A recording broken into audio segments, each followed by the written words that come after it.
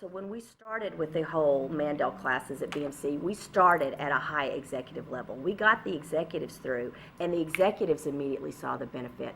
That made it a lot easier for the individual contributors to jump in, take the classes. I'm going to tell you right now, I don't have to sell the Mandel class. As a matter of fact, I have to figure out how I can make all of these pieces work and who are the most critical people that we need to get into the classes at any given time.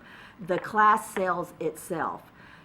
When a sales rep takes the class, he is your number one proponent of what he learns in there, and when he goes through, and he may think, oh, I don't have 2 days to give to this class, by 10 o'clock in the morning when it's that first break and he's seen just the difference of what we've been able to do in 2 hours, he's sold.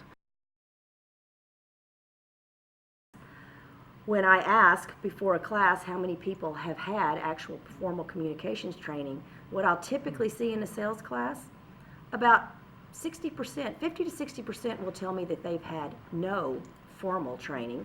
30% will tell me they've had a little, maybe that was some college course years ago. And you know, the irony here is that's exactly what they do all day long, every day, is that they communicate. So giving them the structure that we teach them in the Mandel class, that gives them the tools to be ready to respond whatever comes their way, and to come across as sounding logical, to sounding intelligent, and just giving them that comfort level and that confidence not to be up there and just talking extraneously. They're actually giving a message that's logical to the customer. In our company now, SIPAP has become a mantra.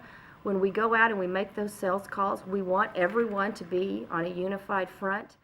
I will get a picture of a whiteboard, and it will be a SIPAP that's just been scribbled up on the board, and I'll say, well, who was in that meeting?